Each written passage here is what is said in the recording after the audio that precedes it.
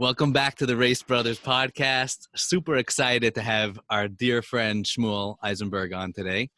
Shmuel Eisenberg is working in eCom and digital marketing, and he's a social entrepreneur and a great friend of Yaakov and mine and our whole family. He also is working on some new project, which we're about to find out about, something to do with COVID and a healthy, positive response. But I'm excited for a great podcast today. And this is excited. Shmuel, you're our first guest. And Gewalt, I'm should honored. be great. I'm honored. It's great to have you, man. Also, just mentioned Shmuel's sister is married to Abe, one of the Raice brothers. So That's right. That's right. Cheers to that. L'chaim. More connections, and more getting together. It's good. Gewalt, Shmuel, so tell us a little bit about what you're up to these days. What am I up to? So my main occupation, right? I work in digital marketing and e-commerce, selling different courses and systems to help people get a foothold in that field. But that's not what excites me. That's what I do. I enjoy it. It's great. But what I really like to do is get myself involved in projects that keep my heart pumping, that keep me going. So recently, as Yehuda mentioned, I started a project called The Day After COVID.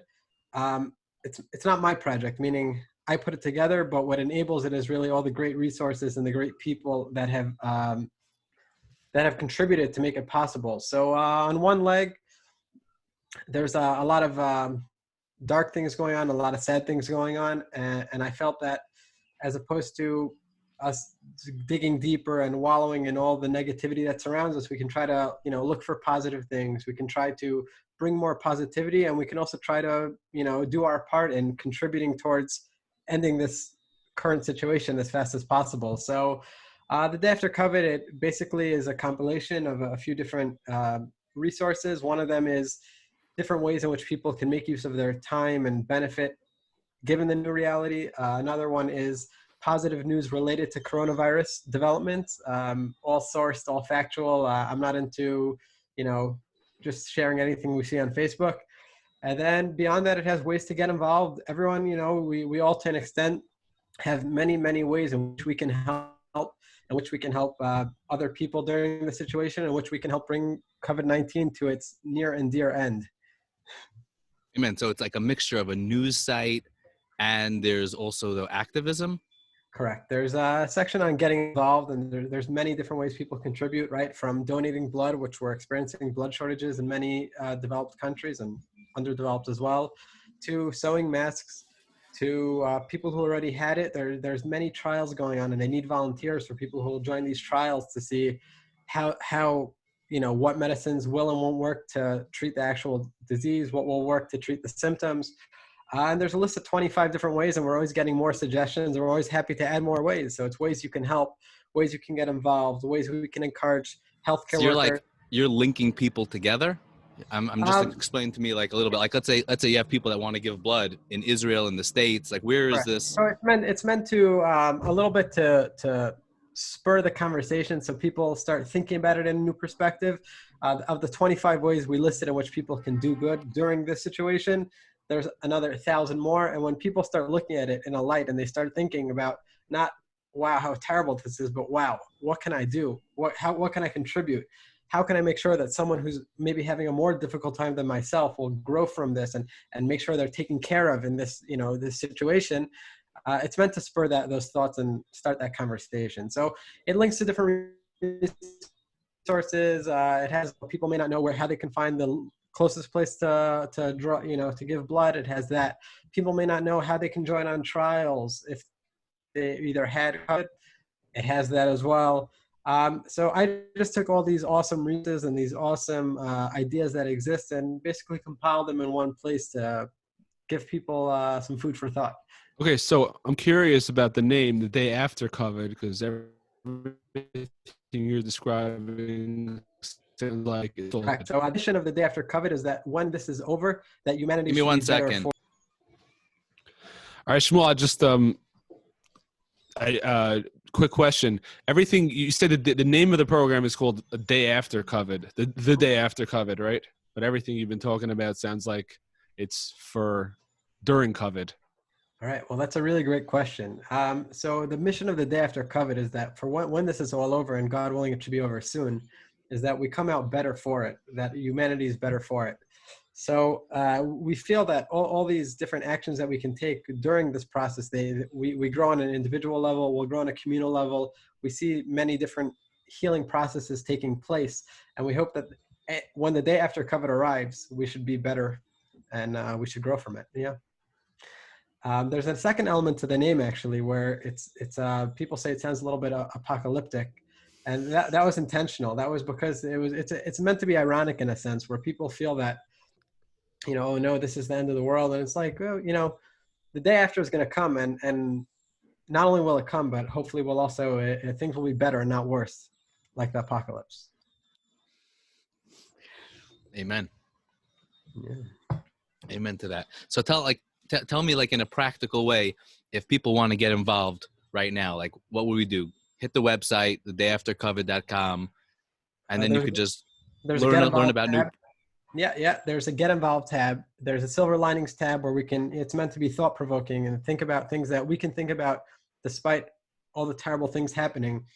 What good things are also happening? What are we learning? So, for instance, families are now sitting down for family dinners like they never have before. We haven't done this in who knows how long, and maybe it's time to bring back that trend.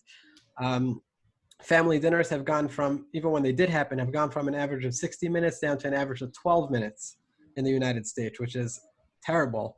And now we have more time, some of us because we're home more, and some of us because unfortunately we don't have jobs, but we're learning to sit with our friends, sit with our families.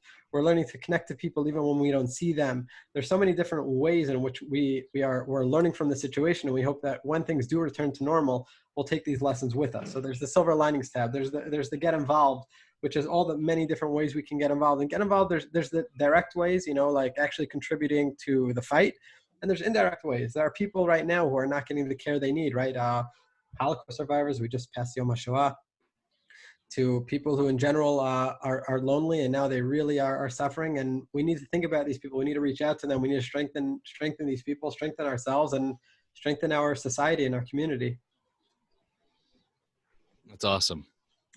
That's really awesome. Yeah, I the truth is that I've also been on some level also thinking about how this affects me. I was sharing with some of my friends some of the ideas also just about how we want to grow as individuals, as families. Like there's this opportunity to really tune into your own self and your own family in a really healthy way, where you're limited to external inputs. You're not out as much, and you have a really quality time. The kids are home from school. There's an opportunity to really do things. I know, with my kids, we started davening together. And that's like a really wonderful thing. We all get up together in the morning, or I get up before them, but then we wake them up, and then we all daven together, and we spend that time where normally they're in school and normally they're doing all these other things, but we're able to just really connect and really do things. And I think on a larger scale as well, I think that the more that we can be healthy individuals, the more we can have healthy family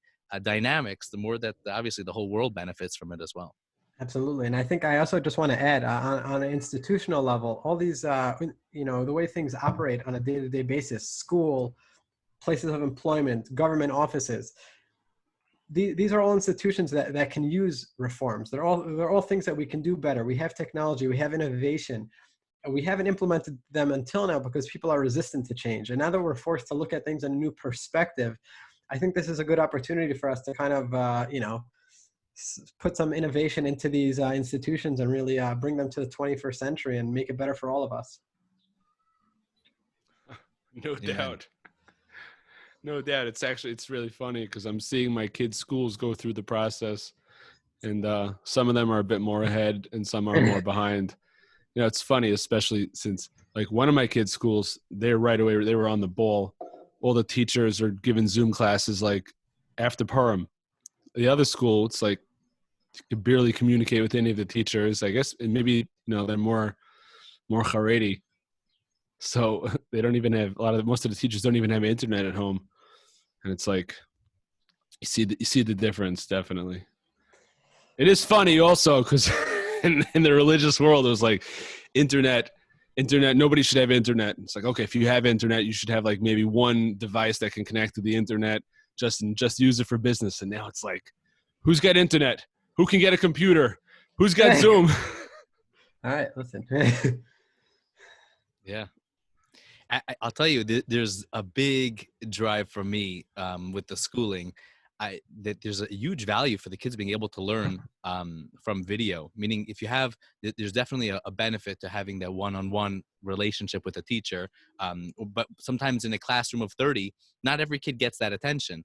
But when a teacher can take something and they can put it on a video, it enables a kid to be able to pause, rewind, listen to it again. Like, I didn't get it the first time. Great, rewind and listen to it. And then you have, there can be open time for, I know, let's say, for example, on Zoom, you have the ability to have a breakout session, be able to have one-on-one. Imagine you have a teacher who's still giving the same amount of time that they need to give to the class, but now the kids can listen to things. A teacher can easily see, there's a website I've been using for a long time with the kids on and off called Khan Academy. And over there, you can easily watch exactly where your kids are up to, and a teacher can help a kid. One kid might, like, why should one kid not be able to advance in math? Let him do what he could, and when he has a struggle, boom, he just watches the video, he learns what it is that he needs to do, and he can get the help that he needs. There obviously needs to be a certain amount of one-on-one and connection and personal relationship. But I remember one of my kids turned to me, he goes, the amount of information that I'm getting from my teacher is, maybe an hour from a whole day of schooling. I was like, okay, is that really true? And on some account, on some level, it is. Like, sometimes it's really hard when you're in a classroom setting to be able to give over X amount of information. On the other hand, and also it opens up so many other options for different styles of learning. If we can amass a large amount of information on how kids learn.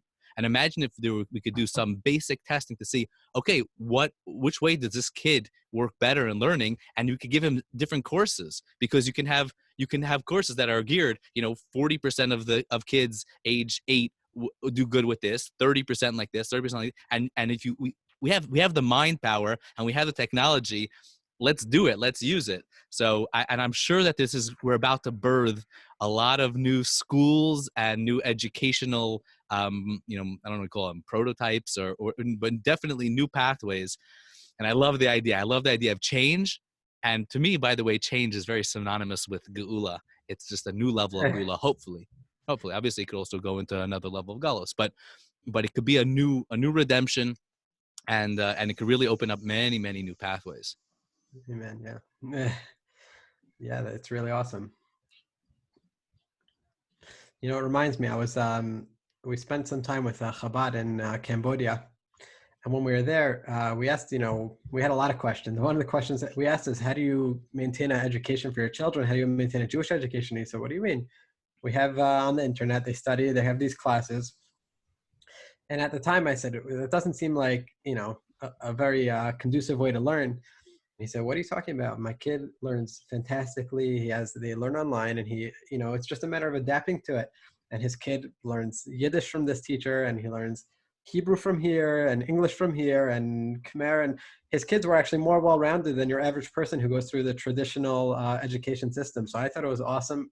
And I think now we may start reaping those benefits as well. What were you doing in Cambodia, man? Seeing the world. Marabu Masach Hashem, huh? Yeah, we enjoy traveling. That's been put on hold. And now we're expanding our new horizons in different ways. So whereas seeing nature and meeting new cultures and new people was the way that really helped us, now we're going back to traditional learning and using a lot of Coursera. And, Yehuda mentioned Khan Academy, and there's so many great online resources. I'm taking now a course on machine learning for business professionals, and just learning what technology can allow me to apply to, different projects I'm involved in. And it's awesome. Amazing. Yeah, it really is amazing. Awesome. Shmuel, there's something else that we've been talking and I really wanted to ask you about. It's been... Yeah, what are you drinking over there? What are you drinking? All the tough questions. All right. So this is, it's called Tej. Tej. I think I'm pronouncing it right. T-E-G? T-E-J. J. Yeah. So Tej is, I was introduced to it by a man named Harry Rosenberg. And, Good friend of then mine. We were in there, Jake, together, cool, and haven't really kept up, but cool, he's a cool. good So guy. He's doing amazing work. absolutely. So they have this project where they try to bring different foods, drinks. I don't want to summarize this project. I'm sure there's a lot more to it. But one of the things they did is they took this beer, it's a honey mead that they recreated. That's from the kingdom of Ethiopia, the ancient kingdom of Ethiopia, and they recreated it, and it drinks really nice. It's 14%. It's pretty strong, and it's kosher la Pesach. It's non-kitniot. So my dear wife went and said, let's get some of this. So she got in touch with Harry and picked me up some bottles as a surprise, and started drinking it on Pesach and haven't stopped since. So it's Tej. It's cool. I definitely suggest trying it. It's awesome. What is it like? It's like a It's a honey sweet mead. It's sweet. mead? It's sweet. Yeah, it's sweet. It's a slow drink. You drink it cold, and it's really nice. Really And nice. what's the alcohol percentage on it? 14%. Oh wow, it's like a wine. Yeah. A wine like a mead. Nice. Oh, Yeah. that is cool. That's cool. I remember hearing about this. I think Shimon Daja was also telling me last year that he heard he was drinking some of this mead. Well, the Hasidim have for many years been making mead. It's not a honey mead for Pesach. It's not a new concept, but I happen to think this one is fantastic. It's really, this one's really, really great. Yeah. Where do you get it? You got to call Harry? Yeah, you got to call Harry. Well, actually, the greatest thing about this is that they have a scholarship. Like it's like it's not expensive, it's not inexpensive either. But they want to bring it to more people. So they say if people have trouble paying for it, they have a scholarship, as they call it, to help people get their hands on some Tej. Maybe we That's can pretty bring it cool. out to Beit Shemesh. This sounds like a resource that should definitely be on the day after COVID, because I know that a lot of people are having financial issues and getting their alcohol consumption, under scholarship. That sounds very, very COVID-like. Yeah. It's funny. A lot of people have been finding themselves drinking a lot more during the day, consuming a lot more alcohol than normal. Yeah. For better or for worse. Yeah. Listen. It's part of survival. So the truth is, Yaakov, what are you drinking? Nothing. Got to get a cold beverage. I'm not sure. Yeah, I went to the fridge before and there was nothing interesting. I haven't had a beer since Pesach. I got to get out. I got to get out more. Yeah, I think they deliver also. You gotta. Who delivers? Is there a liquor store that delivers? Yeah, first of all, Panico, but I'm sure that we can find some good delivery services. But even the regular stores that have the regular shopping stores, you could just order alcohol over there as well. But yeah, you got to get some good beer for the summer. We'll get around to it. Shmuel, I wanted to also ask you, even before this whole coronavirus situation came on, we were talking originally when we started the podcast. I was schmoozing with you. I was like, I want to get you on the podcast. You have an interesting story. You donated a kidney. Now, for me, I did not know much about it, except for a few family members that that were sick and needed one, and but I never heard much about it. And you came over one Shabbos and we were schmoozing. I was like, okay, this is really fascinating. First of all, there's there's so many people that are donating kidneys, and I know that over here there's a town which in the world it's known as like a very extremist town, the city of Yitzhar, and it has the highest rate of per capita of people that are donating kidneys. And there's a big movement, like, why not? If you're given two, so tell us a little bit about, I want to hear about your personal story. I want to hear about just the idea about it, because it was so fascinating to me then. And I'm sure so many people out there would love to hear about it. Well, first of all, thank you for asking. I'm always happy to talk about it. To me, I was inspired by other people, and if I can bring this to more people and encourage more people to have the conversation, that would definitely make me happy. But I actually want to share a short anecdote. So you said here in Israel, Yitzhar has the highest per capita rate of kidney donation. In the U.S., or I don't know in the entire US, but definitely in the Jewish community, interestingly, the highest rate is in New Square, in Skver. So, yeah, so just to before I get into my story, I'll share a story that I have. So the person who I flew into the US to donate the kidney, finished the process, 2 weeks later, flew home. The individual who drove me to the airport and helped us schlep our luggage, who was an ex-Skver Chassid, very much ex-Skver. And he was also a kidney donor. So I said to him, I said, listen, I know Skver is a very high rate, but like you're not really part of the community. How do you explain it? He said, it's very simple. Since I'm little, a lot of my neighbors, my family donated kidneys. He said, I was jealous. He said, I was jealous. So when I was able to, I went ahead and did it. And I mean, his story is mind-blowing, but besides that, he donated, I mean, his wife is apparently incredible as well. He donated when his wife was 9 months pregnant with a complicated pregnancy. So yeah, his story is a lot more exciting than mine. But I'll maybe just share a little bit of the philosophy that goes into it and what led me through this, and touch a little bit on the process as well. So I was in Yeshiva Torah Shraga for a gap year program about 8 years ago now. My Rebbe, his name is Rabbi Dr. Epel. He lives in Beit Shemesh as well. He's a pediatric cardiologist, and one of the many things he tried doing was try to bring, as possible, bring both his expertise and in general bring Torah to become relevant to us in as many ways as possible. So a very interesting debate is about death and halacha. At what point is someone considered dead? And where it becomes most relevant is in the aspect of organ donation. So who invited who, but a debate was arranged between a man named Rabbi Berman, who runs an organization called the Hebrew Halachic Organ Donor Society, which promotes people signing cards to donate their organs after death, and my Rebbe specifically on the concept of when in halacha is someone considered dead. There are different positions. I mean, in very short, my Rebbe represented the traditional mainstream opinion that a person is only considered dead after their heart cessates, their heart is no longer beating. And Rabbi's position was that after brain death, a person is considered dead. And they both had, it was a very interesting. What was most interesting to me was just hearing the stats about how many people die waiting for organs, whether it's hearts or lungs or kidneys. And one of those organs is something that we are all given, as I view it, a spare one. So my Rebbe actually, after that debate, he went back and he gave us a shiur on organ donation. It wasn't just organ donation in terms of giving blood, because there is a certain risk involved. And if someone should give blood, if there's mitzvah, obviously he ruled that it's a mitzvah to give blood based on the minimal risk factor and the maximum benefit factor and a few other concepts without oversimplifying What's the risk of giving blood?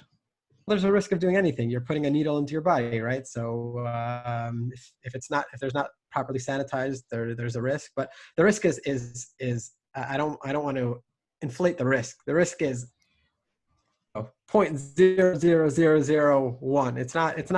You're not likely to have an issue. But and then he went further into other things that people can donate, right? Kidneys, bone marrow, liver lobe, a few different things. So basically, his opinion, I don't want to, once again, quote him incorrectly. His opinion was more or less that people who are healthy and able to give blood are obligated to do so. And other things, you're not obligated, but you're allowed to do so.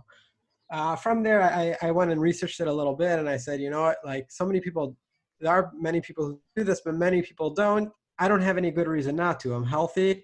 I'm not fearful of surgery. And I decided back then that I was something I'm going to do. I was dealing with a different battle, quote unquote, with my mother in terms of drafting to the IDF, and I felt it wasn't good to bring in too many different battles. And on top of that, I felt it could complicate things as well. So I decided that this is in the back of my mind. Once I complete my IDF service, is this something I want to go into? I looked into it more from a medical perspective, although from a halachic perspective, I was covered as well.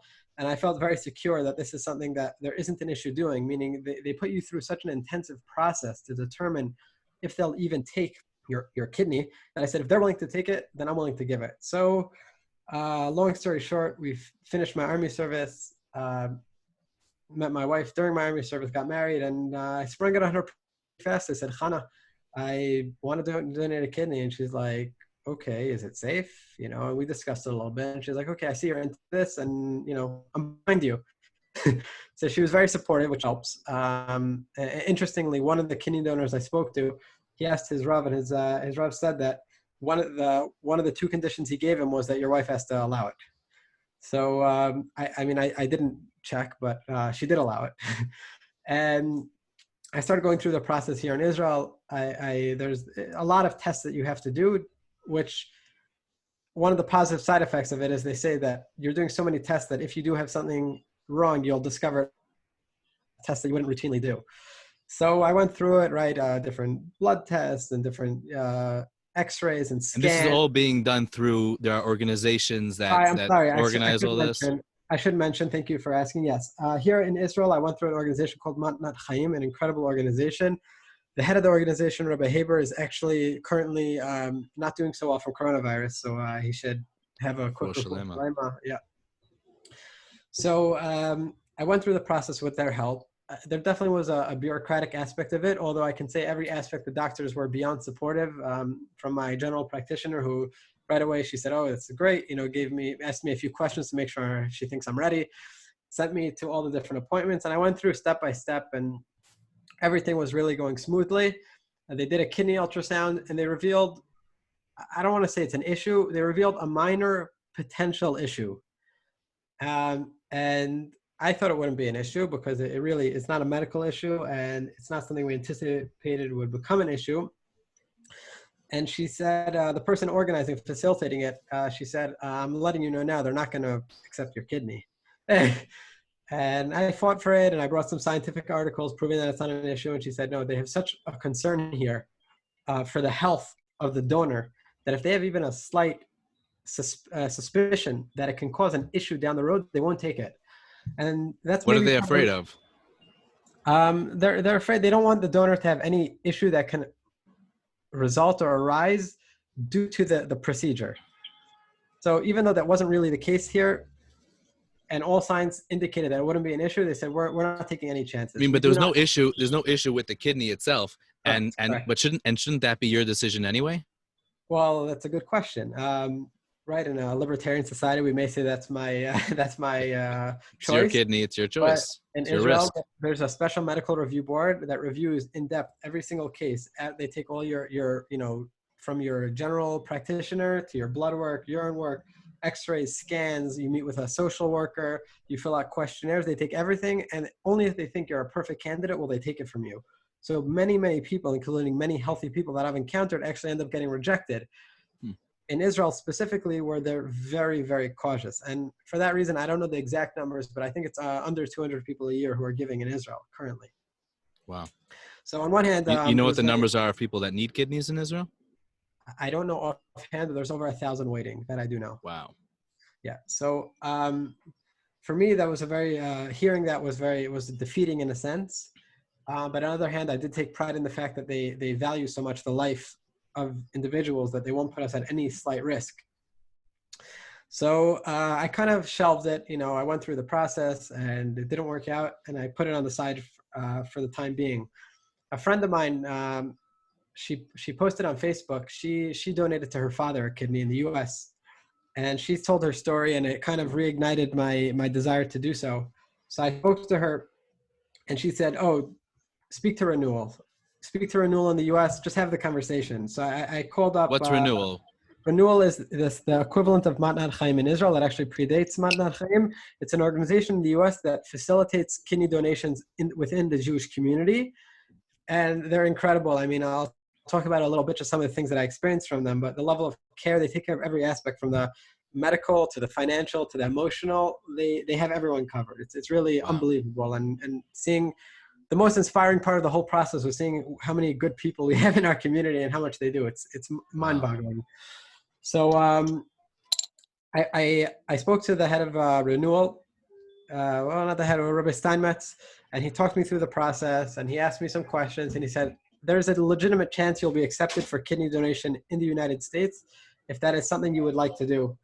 So I thought about it, and I said yes, and he said, okay, I said I'm coming to the US anyways. He arranged for all my testing, months of testing, to be done in 2 days.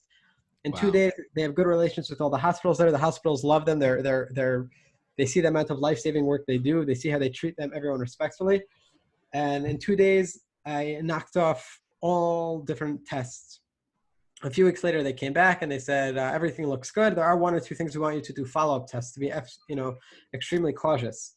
And maybe just a side point, the reason in the US they're more liberal, maybe it's also a philosophy thing in terms of kidney donation, but it's also, because they have kidney transplant centers there that do in 2 months or in 1 month what the entire Israel does in an entire year. So they really have specialists, people who do hundreds of surgeries a year in kidney donations, and they're more confident in their abilities. They put me through the additional testing and they said, we are comfortable with you donating. If you want to donate, we're ready for it. So Renewal matched me up to someone. They found someone else in their system, a woman. Can I ask you a question? Were you worried, meaning the fact that Israel didn't take you, but now they would? Like, was there a fear of that? Hey, if you give a kidney, maybe something could happen down the road. So that's a good question. It's a great question. I dealt with a lot of different concerns, and there are a lot of legitimate questions going into with kidney donation. I mean, just to touch on them, what happens if someone in your family needs? What happens if the donor doesn't make it? The recipient doesn't make it. 3% of recipients don't accept the new organ. There's all these different things that you have to deal with on a psychological level, and what happens if you're out of work for a few months. So these are all things that I dealt with, and I spoke to a lot of professionals, medical professionals. I spoke to a lot of kidney donors, and I was far more than satisfied in the responses I received. So like I said, in the US, because there are places that specialize in kidney transplants, this is what they do day in and day out. It was very comforting. And also, I never intended on dropping out, but they tell you until until you sign the waiver, the day of surgery, you can drop out with 0 repercussions. So I knew that I'm going through this, and if I'm not comfortable at any point, I have that option. You meet your surgeon, you meet the doctors, you meet the hospital staff, you meet social workers, you meet so many people. You're like, if they all think I'm okay, I'm okay. So I went through the process. Everything was cleared. I said, okay, when can I give it? They said, we'll take it whenever you'll give it. You tell us. There's such a big need. There's over 100,000 people waiting. They said, if you tell us, we'll find you a match. We'll deal with everything. So they found a woman from Texas who was a perfect match to me. There's always matches. Some people assume it's like, like bone marrow, where they do the swabs and it has to be a perfect match. With kidneys, there are so many people waiting that you always have matches. It's never a concern. Long story short, fast forward 2 months, came in about 10 days before my surgery. We had some other curveballs thrown at us. I got strep and a minor flu right before my surgery, which is going to prevent me getting cleared. I got clearance for my surgery. Finally, I went in for 3 rounds of testing till all my numbers were perfect. 3 days before surgery, the recipient, thank God, was healthy as well, which is also crucial. All the time, if she gets a cold, you can't give it. Went through with my surgery. Came out. My initial days of recovery, I would say, were much less intensive than expected. You have pain, you can't move, you're weak, but I expected it to be worse. 2 weeks later, I was cleared to fly by the doctor. I flew home to Israel. Renewal and their donors helped cover the ticket, covered the ticket, and the ticket for my wife as well. And we came back to Israel 2.5 weeks later. I would say I was already at 99%. So wow. It was, I have the luxury of having a job that enables me to work from home, which I think many of us have now. I have the luxury of having a very supportive wife and a wife that's willing to take on all the child care for the first 6 weeks. Have obviously working with Renewal was incredible. And to me, it was a no-brainer. I mean, my company also said, take off whenever you need, do what you want. I have to be thankful for them as well. And all the pieces just fell in place. And here I am, we're now 4 months later, and it's like it never happened. I have a few scars on my stomach. We battle scars. It's all good. And thank God I heard from 2 weeks ago, the recipient messaged me that she's 100% recovered as well, just to check on me. And wow. I mean, it's awesome. Yeah, there's a lot more little anecdotes. If there's anything specific you want to discuss more, I'm more than happy to. Yeah, I was going to ask you about if you got a chance to meet the recipient and if you made a connection. Yeah. Going in, you have the option of choosing who you want to donate to. Thankfully, none of my close family or friends or family and friends were in need at the time. So I didn't have to make that decision. And ultimately what I told Renewal was, I don't want to play God. You know, I don't need to determine who this has the opportunity to save. So I let them do that job. I think that's probably the toughest job, is determining who gets and who doesn't. And they chose this woman for whatever, you know, obviously because it was a perfect match and whatever other criteria they take into account. I didn't know anything about her. I didn't know who was going to.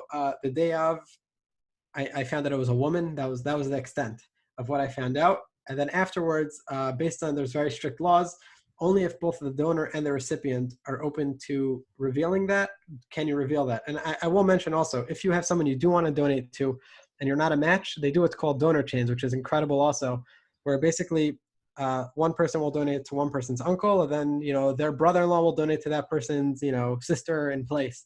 And they do these donor chains of 20, 30 people to make sure that everyone's family member gets taken care of. So it's really cool. It is really cool. And yeah, so I went. So Shmuel, just going forward, chas v'shalom lo aleinu, if anyone in our extended family needs a kidney, we have it in now, because you gave one already. It's a good question. So here in Israel, actually, the law dictates, or Manat Chaim really dictates, that anyone who donates, them and their 7 closest family members, right, parents, siblings, kids, spouse, are jumped to the top of the list for any organ donation that they need. So in a sense, you're benefiting the family, because, you know, if God forbid someone needs in 30 years, I may no longer be a candidate, but they still would be at the top of the list. Because I didn't donate here, I actually sent them an email and I said, would you be willing to extend that to me despite the fact that I donated in America? And they said, yeah, for sure. You know, we understand you tried here. In the US, the law says that only you yourself, meaning the donor themselves, if they need for any reason. However, I pray that it never comes to that. But if it does, I think you have a pretty good marketing. You know, I donated a kidney and now X person from my close circle needs. I think that'd do pretty well in gaining attention. And that's really what brings donors in, is attention. Stories bring donors in. And I have many stories to share, but yeah. So getting back to what you asked, they asked me if I'm comfortable meeting the recipient. I said I would love to, as long as she's comfortable with it. And she said, yeah, she would be open to it. She had a more complex surgery than I did for various reasons, which I can't really share. But I went in to meet her 3 days later, right as I was leaving the hospital. And it was a powerful experience, an incredible experience. I still was, a little bit on narcotics and wasn't fully present. But we met, and she had immense gratitude, and I had immense gratitude as well, to the organization for facilitating it, to God for keeping us both healthy and that she survived, and all that. And they told her she has a 10-week recovery ahead of her. And she said, don't worry what they say.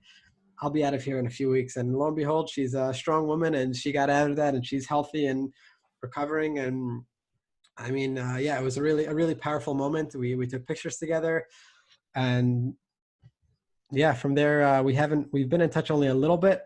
Obviously she has herself to focus on, and sometimes recipients have a discomfort, which she didn't. There's a little bit of, the person who in a sense facilitated the saving of your life, it becomes like an uncomfortable situation. So sometimes they actually prefer not to meet their donor, even though they have immense appreciation and karsa tov to them, they don't want to do so.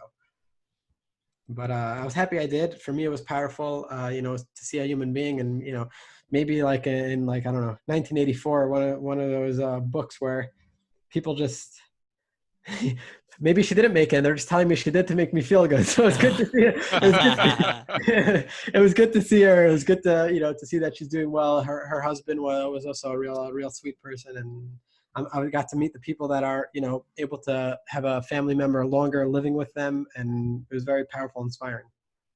Right. It's also good to meet the person. That way, the kidney actually went somewhere and they didn't sell it on some black market for $80,000 or something. We consider it. We consider that option too. There is a market. There is a market for organs, right?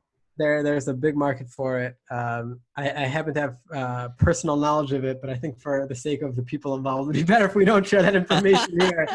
My surgeon, his name was Dr. Gelb. He's an excellent surgeon, Jewish as well. And I told him, I said, when I met with him, so the first thing I told him, I said, Dr. Gelb, you're Jewish, right? He says, yes. I said, you have a Jewish mother? Yes. I said, if anything goes wrong, just remember, I have a mother, a wife, and 5 sisters. You will never live this down. So That's what I said to Dr. Gelb, and he says, he says, I totally understand. I'm scared of my mother. I'm definitely not going to, we'll do our utmost to keep you healthy.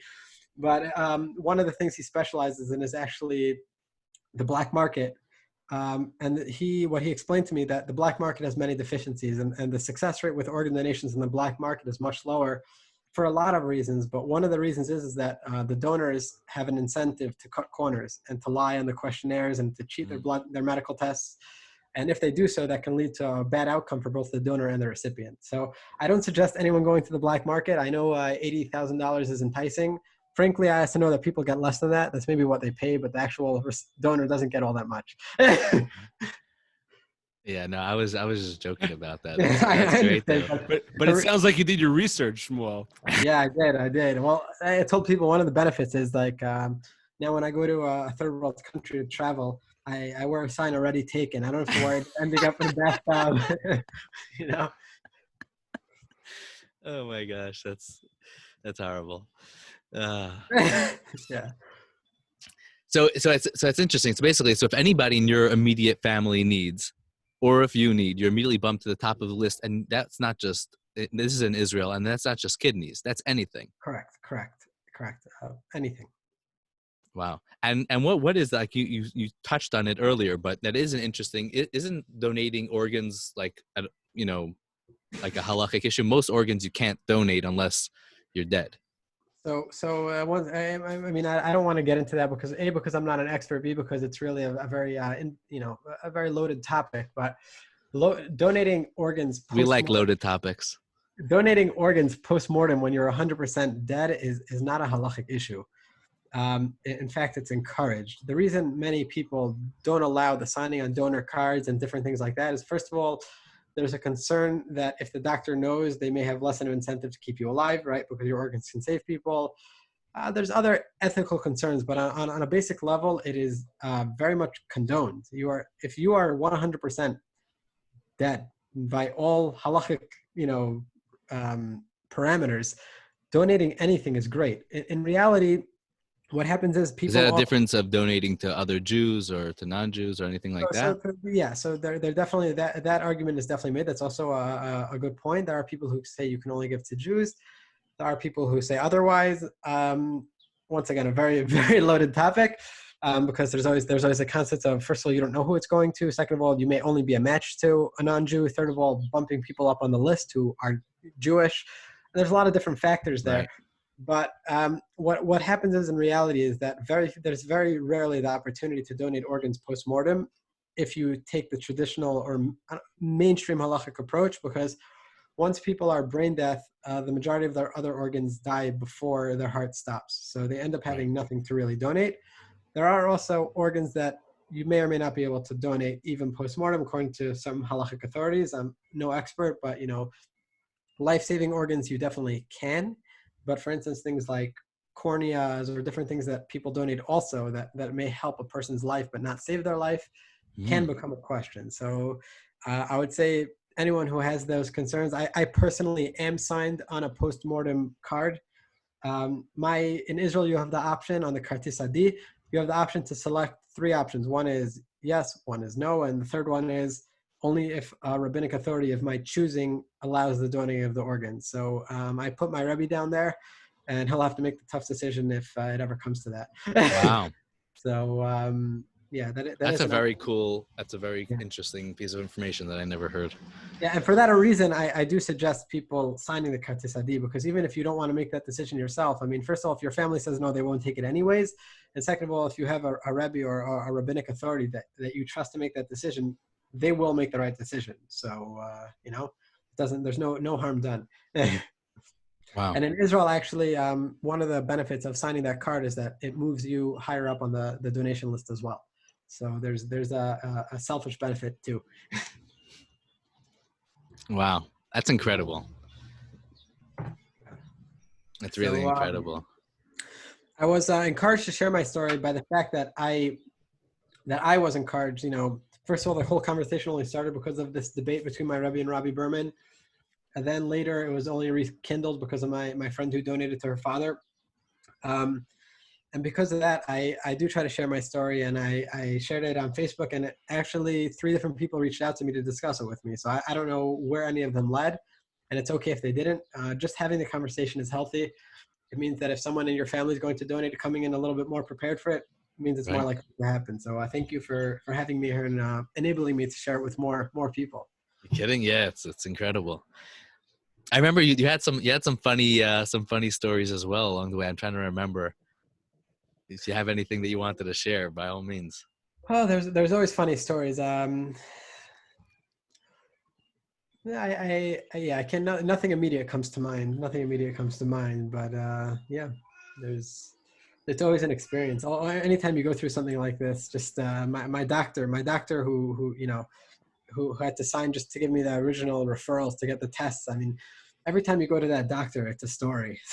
So I remember I went in before to get my gun license, and he has to sign off that I'm okay. And it didn't. I first had to get a 20-minute speech on, you're not scared to carry a gun. Why do you need a gun?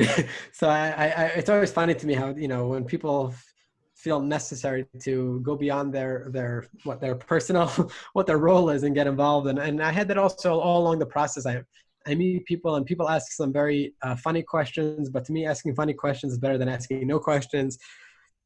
What happens, yeah, don't you need the second kidney? Aren't you going, does that mean you're going to die earlier? And I said, no, if I thought I was going to die earlier, I wouldn't have done it. The reality is that the lifespan of kidney donors is actually greater than the general population. That doesn't mean that kidney donation is going to extend your lifespan. What it means is that if they're accepting you as a kidney donor, you're obviously very healthy, and it doesn't negatively affect your Right. lifespan. You got questions about everything in terms of how it affects Army service, in terms of alcohol drinking. A lot of people are very concerned that I'll no longer be able to drink alcohol. I'll let everyone know that in the aftermath of your recovery, you can't really drink and you shouldn't drink, but after a month or so, there's no real limitation. So, adelo yada.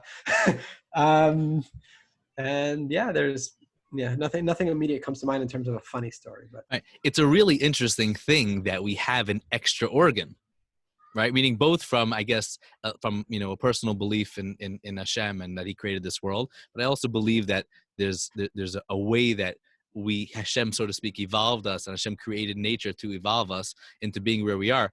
Why do we have an extra kidney that you could just give away and not have any secondary harmful effect to yourself? It's like weird. so I mean, I never got into that deeply, but it's a great question, and I'm sure there's a good answer. I don't think science has the answer for that yet. I mean, as you said, obviously evolution is going to be part of that conversation. But realistically, if we know that we can give something and it can save a life, to me, that's the reason I call it a spare kidney. I mean, it sits in my body, but it's not really mine. It's like a spare tire in the trunk of your car. I mean, it's there, and it's useful, but it's only useful when it's serving a role. And right now, I had 2 kidneys, and I had one that was just chilling. I mean, he was working, but there's no reason his friends couldn't pick up the slack. And I think a lot of people might consider it now because they're all looking to lose, some of those extra corona pounds. Yeah, well, actually, I don't recall the exact number. I asked that, and the doctor told me what it weighed. It weighs a few ounces. So you will lose a little bit of weight, although being 2 weeks pretty immobile may kind of counteract with that. But I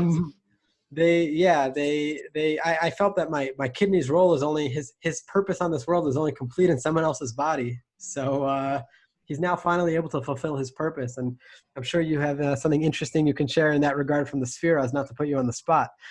But, now that you said, I did recall now one of the funny stories I heard, that it's a factual story. It's a true story. A person wanted to donate a chassid, and they ask you, do you have any requirements when you donate? Is there anything they allow you? They said, do you want only going to a kid, only going to an older person, only going to a man, a woman? They allow you, and they try to do their best to match that up. And this person said, he said, well, from a halakhic perspective, he said, my kidney is a part of me, and I feel, for whatever his personal halakhic opinion was, that he's not allowed to go near the kotel, within Dalat Amos of the kotel. So that's what he said. And he said, I don't want my kidney going near the kotel either. So they said, well, we can't really ask that question. What we could do is find, a person who fits the profile that they're unlikely to go to the kotel. And he's okay. Well, that's what I request. So they found this woman in Brooklyn who was she was generally not healthy as well. And her kids, were in America, and they said, it's unlikely that she will be going to the kotel anytime soon. So they gave it to this kidney to the woman. And, thank God all went well. And afterwards, this woman had a renewed sense of life. And she said, you know what? I'm moving to Israel. And she hopped on a plane. And apparently she goes to the kotel, every day. And sat down. So, oh my God. Yeah. Talk about being Malin inside this. Yeah. So Wow. I hope he forgives her. But His kidney was like, now I can go to the kotel. Haha. I'm out of that guy. Right, Hashem was like, this body just needed to get to the kotel, but the poor guy didn't want to go, so this woman had to take it. Whoa, that's hysterical. Yeah. Well, So what was also interesting to me was, besides all the issues I dealt with, because so many Hasidim, especially Skver Hasidim, donate, one of the biggest questions they ask, and what I was told, is they want to know how soon they could go to the mikvah again. Because that's a big concern. And for some people, that's actually a deal breaker. When they're told they can't go to the mikveh for at least 2 weeks, because of risk of infection, they say, oh, we can't do that. So that was interesting to me. That is interesting. Yeah. But what's your take? I'm curious, both you, Yaakov, what's your take? Why do you think what was the number? You said it was the highest Jewish city or the highest I believe it's the highest in the U.S. I just don't want to state that for sure. Definitely the highest among Jewish communities. The highest rate of kidney donors is in Skver. Okay, so we have Skver in America, which you can call an ultra Haredi extremist community, and then you have Yitzhar here in Israel. Like, what's the deal? These are the two communities that, of all the communities, they're the ones donating the most kidneys. Well, it's a good question. I haven't thought about it at length, but I would say that, first of all, these people are very ideologically driven. And people who are driven by ideology kind of overcome all roadblocks. So that was, for me, I know this is considered a big deal in a sense, but to me, it's like, okay, what's the big deal? I'm going to go for surgery. Surgery is a pretty routine thing nowadays. They think I'm healthy. I'm going to go through it. I'm going to recover, and life will get back to normal. And for other people, they're like, what do you mean? Going on the operating table is like such a bizarre concept to them, and by choice. And legitimately, people have different fears and people have different concerns. So I think for them, when people are so dedicated to one specific ideology, whether it be, in Skver, whatever their ideology is, I don't want to, minimize it, and Yitzhar, whatever their ideology is, I don't want to minimize that either, because they're so committed to ideology. So when they are committed to a mission, there is no roadblock. That's, I think, one factor. And the second one is what I mentioned from the person who drove me to the airport, which is, they're such tight-knit communities that every time something happens, everyone knows about it and everyone feels it, and there's the stereotype of the gossip side of things, but gossip may also have good effects. It's like, wow, that person's great. They donated a kidney. They probably give them an aliyah in shul, if I had to guess. They definitely say Amisha Berach, for them to get better. And that encourages other people. And I don't know what happens in Yitzhar, but I imagine it's the same exact thing, where they're just a very close, tight-knit community. And if they feel it's right, if these people are willing to live out on a hilltop and deal with the army and the police and all the inconveniences, then they're willing to go through a little bit more to save a life. Yeah, I could probably hear it the other way also. They probably also hear about people in pain, people that got sick, people that are suffering, and it's like, man, we got to help them. And if this person's sick, how many other people also are out there that we want to help? Totally. Yeah, I didn't think about that, but totally. And one more point that may also relate to that is that I don't feel, my personal opinion is that not everyone should donate a kidney for various reasons, but specifically people who are, if they're being off their feet for 2 weeks, will be do more damaging than good. Like my Rebbe, he's a pediatric cardiologist. For him, he saves lives on a daily basis, or even EMTs, paramedics. And I'm sure that could expand to many more professions and personalities. If someone like that, will donate something and they won't be able to be productive, then I would suggest they wouldn't. And I think many times in these communities, for specifically Skver, these people have professions and lifestyles that enable them to without a massive inconvenience. And that's not at all to take away from the immense mitzvah that they do, but it is, in a sense, more practical to them. Wow. Yeah, that's interesting. What I do know about Skver also, just from growing up in Muncie nearby, is that they they are very, very into doing chesed and doing good in the world. They're like very, very proactive. Absolutely. Absolutely. And I will say, so for renewal, the staff of renewal are through and through Haredi, quote unquote. Bar Park, Litvax Hasidim, everything, but they're all very much, and you could see from their connections, they have like networks of chesed. It's crazy. It's like, I go in, they ask you all these questions, they make sure you're taken care of, they send you care packages, then they send you their visitors, and then they send you, Bika Cholam, make sure you got food taken care of. And then you come home and all of a sudden some restaurant, Munchies, I never heard of in Skver, is sending me these huge food packages. These like, for me, and not just me, for my family. They want to make sure everyone's eating, and like there's these like networks of chesed that just make the process from like something that's daunting and perhaps difficult to like, it's a luxury in a sense. They all of these communities like Skver, like you said, and in Bar Park also, who facilitate chesed, they just have more and more people and they all work together. And one of the things which I know may not be so exciting to other people, but as someone who has worked a little bit in the world of nonprofits and organizations, there's often competition between the organizations. And seeing how Matnat Chaim and Renewal, which are competing, quote unquote, for kidneys, competing, quote, for donations, how they work together, how they encourage one another. It was also very Wow. enlightening, inspiring to me. Wow, that is huge. Yeah. Wow, so it is very inspiring, I must say. It's really inspiring to hear all these good things that are going on in the world. Chesed organizations. Yeah. And also the manner in which they deal. I mean, to them, in Renewal, every Jew is a Jew. It doesn't matter who they are, what community. They said they don't, and I believe it. They don't prioritize based on your level of religious observance or which community you affiliate with. And I mean, I've seen it. I mean, a lot of the recipients are definitely not people who are the same profile as the people who are running the organizations, the people who are donating. And I'm not either the same profile, but to me, it's very powerful. It's immensely powerful, and it's a show of unity and something that beyond the people who are donating and involved in the process, it's just it should be an inspiration for the rest of us. Yeah. Shmuel, what happens if it doesn't work for the recipient? What happens? What happens to the kidney? Just goes in the garbage? Yeah, the kidney will, at that point, there's not anything they can do. They put it into the body and the body rejected it. The national rate is 3%. I strongly believe, I don't have data to prove this, that in our community, the rate is much lower because they put so much effort into making sure it's right. And specifically, the better the transplant center, the lower the likelihood. So Renewal, they do their homework as well, and they know where you should go and what, where the best places to donate are.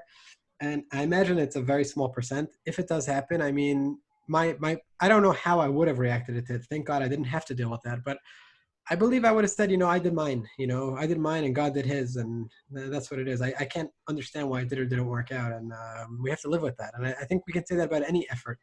People all the time make efforts to do good, to do chesed, to do tzedakah, to do whatever it is they're doing. And it doesn't always work out. And sometimes it even backfires. And at that point, my personal philosophy is you say, I did mine. And, I'll give you an example. I checked in on someone recently and the person seemed almost like, why are you checking how I am? Like, what's going on? Like, do you think I'm, and okay, maybe I could have done it more sensitively, maybe something else, but you try and it is what it is.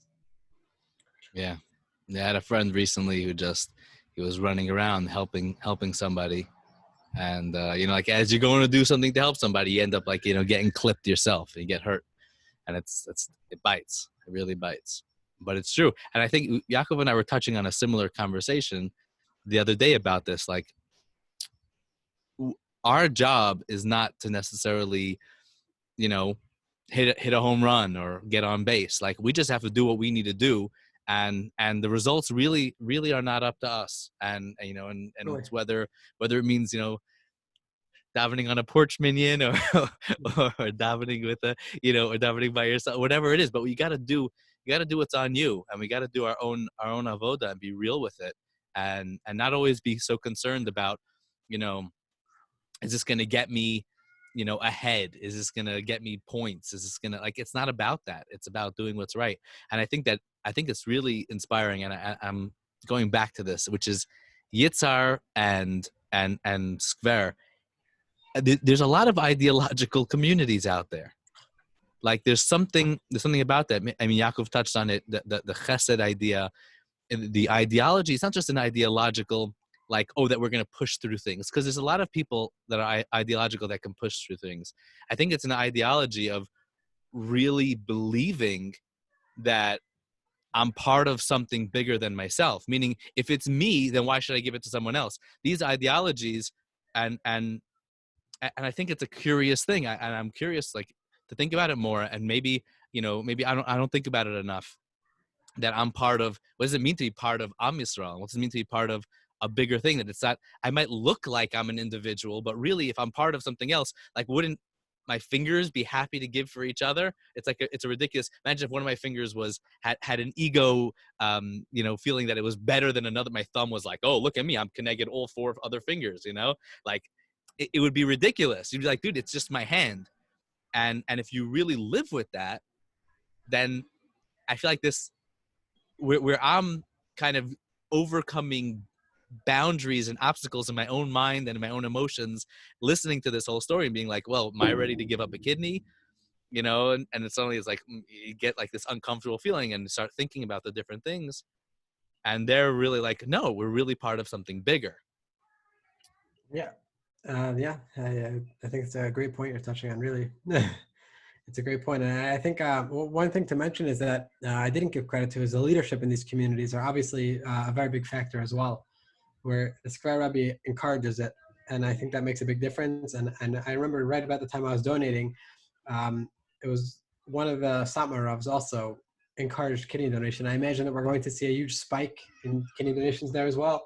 So in tight-knit communities where there's a leader who has a very big influence over the people, I imagine that has an effect too. But yeah, I mean, each of us on our own level have how we can contribute and how we can do. And, it's not to say that if anyone does or doesn't do something, they're less or more. I agree with you. Am Yisrael it's a lot more than just one specific item. Amen. Hey, Shmuel, listen, I think we got to push you a little bit to share some of those black market stories. I know when we were schmoozing, obviously, when you're out by my house on Shabbos, we were talking about some of these things. Let's leave out names. Let's leave out any identifying things. I know that there are, some people that have used the black market. Obviously, sometimes you're trying to save a life and you're trying to help somebody out. You get to do it. So got any of those stories you can share? So I'm familiar with a case where someone in our community did need a kidney, and someone in the community arranged for them because the waiting list is so long. There are so many people who need kidneys, and many people just either they die while waiting or they just no longer become a candidate. If you're not healthy enough to receive a transplant, you no longer can receive a kidney even if they find one for you. So due to desperation and legitimate desperation, people sometimes do resort to the black market. So someone I know, they did go to the black market and they brought in someone from presumably Eastern Europe, paid them, they make pretend they know the person and want to donate to them. They went through the whole process. And at the end of the day, the recipient did not survive it. It did not work well. So as I mentioned before, part of that could have to do with the fact that the donor will cut corners because they have a big financial incentive. And there's a big risk involved, meaning I don't judge anyone for going to the black market, not in the slightest. But in general, the more donors we have, the less people that will have to go to the black market. And to me, that's a very, very important conversation. And instead of going to the black market, let's say in that situation, well, let's talk. Mm-hmm. Couldn't let's say God forbid I had a situation and let's say someone in my family needed a kidney. Couldn't I just jump onto a kidney list? Or couldn't I just turn to any one of my friends and say, hey, I'll give you 20 grand to get on an authentic kidney list and just say you want to give it to me. And if they don't want to give it to me, then let's jump on a chain and you'll only do it. I'll give you the 20 grand if you can enable that to happen. Okay, it's a great question. Is that happening? It's a great question. It probably is happening. If I had to guess, it's happening. Is that illegal? It's definitely illegal. Why? What's interesting is in every single country in the world, with the exception of one, there's a big kidney waiting list. Can you guess? Let me ask you a question. Can you guess which country does not have a waiting list for kidneys? China? All right, Yaakov, what's your guess? Got me. China's I know where. what's it called? What's that wealthy Arab Emirate state? Okay, Dubai. Yeah, let me like have Dubai or something. well, I'll say the question again with a reservation. I haven't gone through every single country to check that they have waiting lists. Oh. However, there's one country which you would not expect that does not have waiting lists. Can you guess which country? China was actually a good guess, but that's not the correct answer. Figure the communism, you could just, It's a good guess. No, it's a great guess, and there's legitimate reasons to say that in terms of Chinese policy. But right. Can force people. all right, Yaakov, you would have guessed China. Yaakov, what's your guess? No, I think Yehuda's other guess was better, like Dubai or something. All right, well, it's pretty good. It's pretty good. The answer is Iran. Oh my God, they're just taking kidneys. No, not at all. Not at all. Iran has a regulated market for kidneys. Iran has a system in which every single recipient receives every single donor receives a payment, and there's a system where the recipient can quote unquote tip a certain amount. So the market is regulated, meaning they're only able to give a certain amount, but there is a real financial incentive to donate. Why the heck not? It's to the tune of, I believe, I don't want to say this factually, but it's the tune of, I believe, $40,000, which is immense. That's a lot of money. Yeah. It's immense anywhere, but definitely in Iran. But why not? Why can't I sell it? I could sell my time. I could sell my, my brains. So there's, as I said, ethical considerations. One of them is the concern that the most important, the health of the donor is the most important factor. And the second, we give them incentive, they have reasons to cheat and lie. And I went, I went through the process, and there were definitely areas where I could have cut corners. They asked me all these questions. For instance, they want to make sure that you have not had a high risk of contracting an STD, right? So they ask you a lot of personal questions, and I could say whatever I want, and they have no way of verifying those answers. But if I have a financial incentive, I'm going to lie, even if that means putting both the recipient and myself at risk. So there's legitimate reasons not to. I personally my personal take is more in favor towards not having a regulated market, but towards having more incentive to donors. And Israel actually has done that. Israel, if you want to look at it from a policy perspective, every few years they add more incentives to donors. So there's they give they don't want to call it compensation for donating kidneys. So they add a lot of euphemisms. Reimbursement for travel expenses, 10,000 shekel. I don't know who spends 10,000 shekel on getting to and from the hospital. Right. Lost work wages. You get a lifetime pass to all Israeli national parks, which can be pretty expensive if you like. That's awesome. Wait, you have a lifetime pass to all parks? No, because I didn't do it in Israel. Oh, because you didn't do it here. But they have all these different things. It's pretty cool. I'm in favor of that. So I'm not sure that I'm in favor so you would have sold. Sign them up. I love national parks. You could hop to Beit Guvrin. You can hop to the Bar caves. Are you able to go to national parks even during quarantine?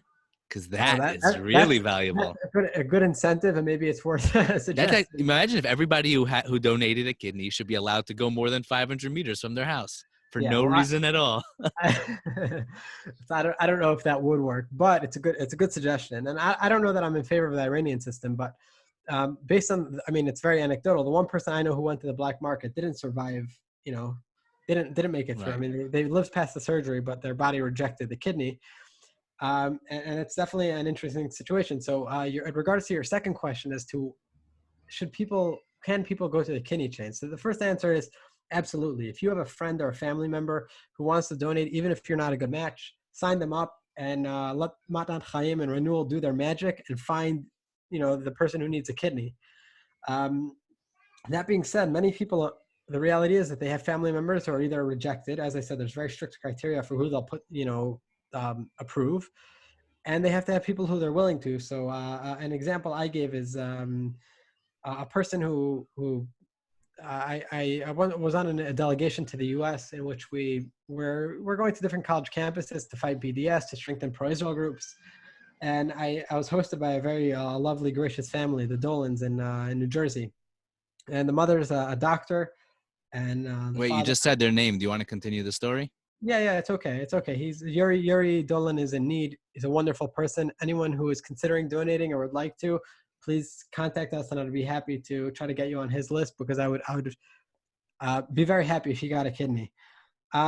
And people, in that situation, where even though the mother is a doctor, and even though she's very happy and she wants her son to receive her husband to receive a kidney, she does not want any of her children to be at risk, even though the risk is minor. But a mother's natural instinct is to protect their children. And even though, maybe her daughter would be a good match, or maybe could join a kidney chain, but she is insistent, and her daughter is, honoring her wishes not to join that process. So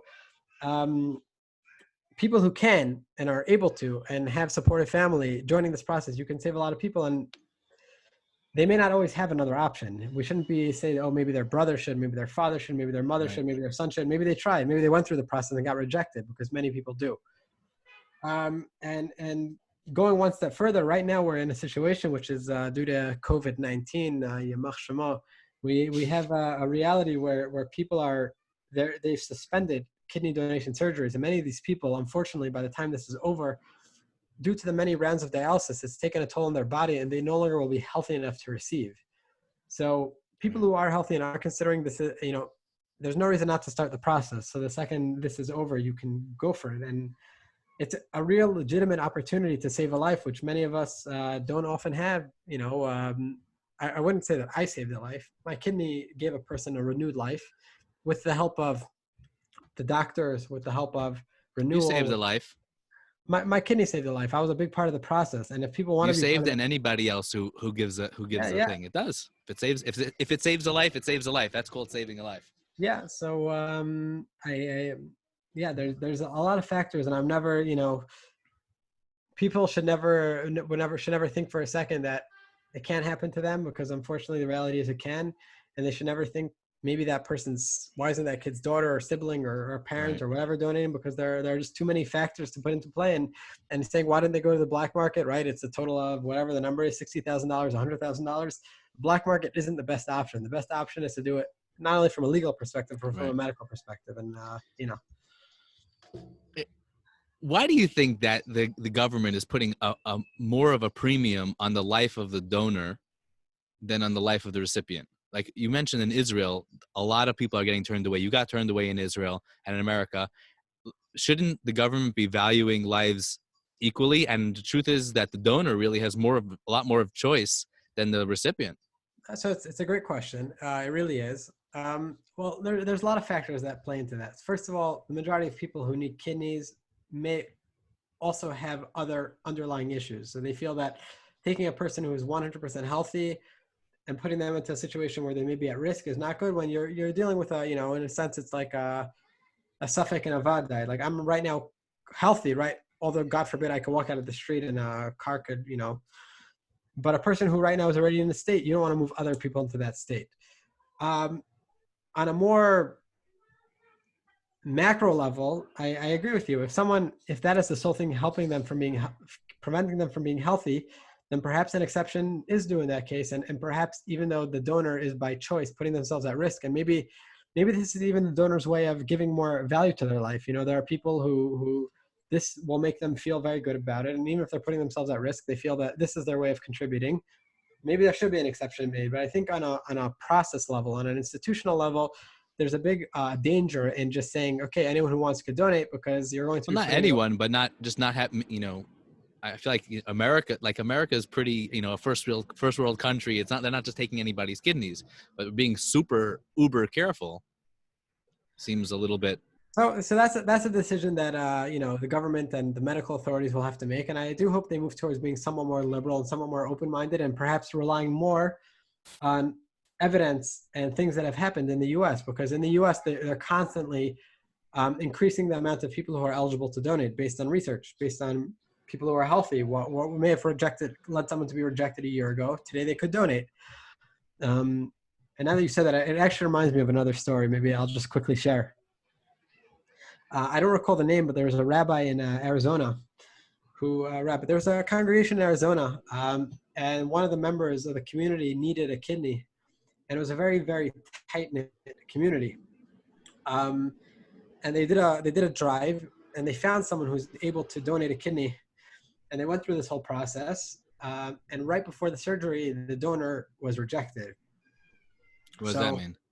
The last minute, they decided the donor is not a good candidate to donate. Who decided? The medical authorities. The medical authorities. In the U.S., it's the medical authorities. In Israel, it'll generally be the government. So naturally, who is tasked with telling the donor, the recipient, that he's not going to get a kidney? The rabbi. So they call up the rabbi, and they say, the donor just got rejected. This guy's meant to go into surgery for any day now.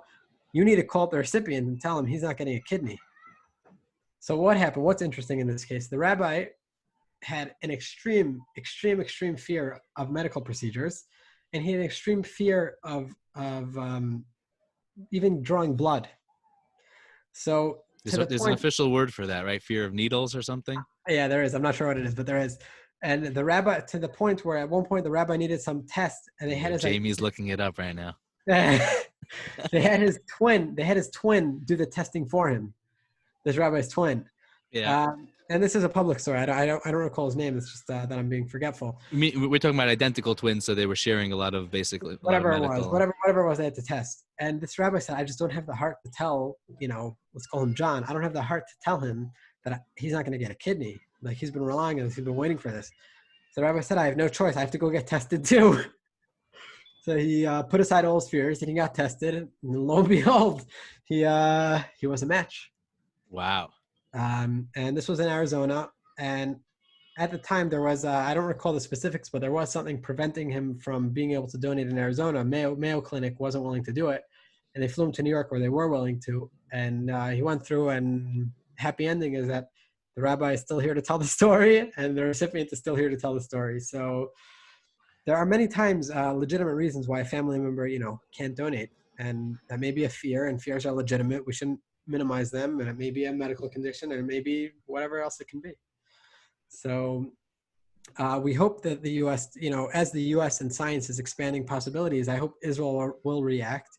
But as we said, there's an immense caution to not putting any donors at risk. And I take a lot of pride in that. As much as I'm opposed to it, I think they should be a little bit more open-minded. But I also do take pride in the fact that they care so much about the donor's health. And, someone who's today healthy and wants to do good, they say, as much as you want to do good, we're not going to let you do good if that good is going to put you at risk. So it's a philosophical question, and it's also a medical question. And it's interesting. There's no one right answer. Yeah, definitely interesting debate. It also goes to show, like, the story with the rabbi is great, because it's like when you hear that it's an idea of donating kidneys, like, I donate a kidney. But when there's somebody who you actually have to say, like, hey, I'm sorry, but you don't have a kidney and you're going to die, suddenly we're all going to get off our duffs and do it. Well, not all of us, but even somebody who's, got some fear of needles, somebody who's so, whatever it is, the point is that we'll overcome those obstacles when it becomes real to us. It could be that's also, I keep on going back to it. Could be that's like, Skver Yitzhar. It's very real. It's a good question. It's very real. When if you saw somebody, I think if any one of us saw somebody in front of us and said, this person's going to die, but you can extend their life, even if they're sick and even if they're going to die from something else. But if you can extend somebody's life for a year, for 2 years, for 5 years, like, it changes the whole name of the game. Yeah, I think you're right. I mean, I'm familiar with someone in Muncie, someone from community whose daughter needed a kidney, and he said, "What do you mean? It's my daughter." Like, well, that's what parents do. And he went and he donated. And although they say that the average life expectancy of a second kidney is about 10 years, thank God she's been far beyond that. But I imagine if and when she needs it, another family member will step up, because it's a lot easier to step up for a family member. And hopefully we should be able to expand our. Sorry that you just threw that out there. There's a life expectancy for a kidney once it's left the mother body, body. It's expected to add, on average, and averages is it's a very funny statistic, but it's expected to add about 10 years to a person's life. I'm saying, but if you have a kid who gets a kidney, he can't live a whole life with a new kidney? Theoretically, yes, but medically, generally not. So does it have mileage on it? Like Exactly. So in this case, the person who received it, I believe she's about 17 or 18 years, and she's still going strong. Wow. but there is a real likelihood that she will need a second kidney. And one of the things, I mean, now that you brought that up, a lot of people ask me, am I at greater risk to coronavirus? Am I at greater risk of, of getting it, of it harming me? And I check that right away. The real and honest answer is we don't know 100%, but according to all medical authorities, I'm not at greater risk, not at getting it, not at being harmed from it. And we're learning as we go. So yeah. say that there's so much that we don't know about coronavirus. Right. That's what I'm saying. So to say there's zero risk is dishonest, but there's no more risk than there is crossing the street. Meaning, in terms of there's a real likelihood. People say, can you have complications? So can it happen? Yes, but medicine has advanced to the point where the risk of complications is lower than the risk of me, God forbid, having an incident crossing the street. Wow. Gewalt. All right, Shmuel, this has been really good. I definitely enjoyed hearing so much about this.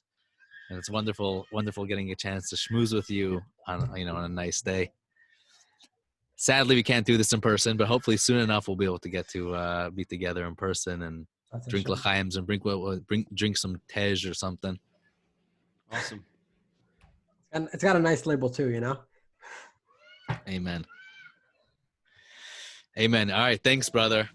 Thank you, Yehuda. Thank you, Yaakov. It's always a pleasure to chill with you guys, and it's even more so on a podcast where we're all expanding our horizons. It's awesome. Thank you so much. Thank you for bringing me out here, and thank you for doing this. Yeah. So if anybody's interested, are you okay with people reaching out?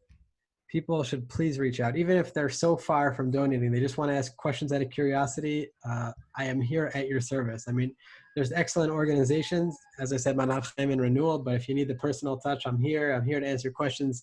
Here for you to ask me all the things that you never were comfortable asking. And B'ezrat Hashem, we should all know a complete healing. Was that Shmuel Eisenberg on Facebook? What's your Facebook name? You can get me Shmuel Eisenberg on Facebook. You can get me on my email. Get me on, I don't know. There's a lot of ways to reach people in the 21st century, Awesome. Great. Okay. I'm looking forward, Shmuel, to asking you all the questions after we finish this. All those difficult questions that I'm embarrassed to ask here. Amen. That's right. Thank you, guys. Take care. Stay healthy. Stay strong. Stay safe. Amen. Okay. Be blessed.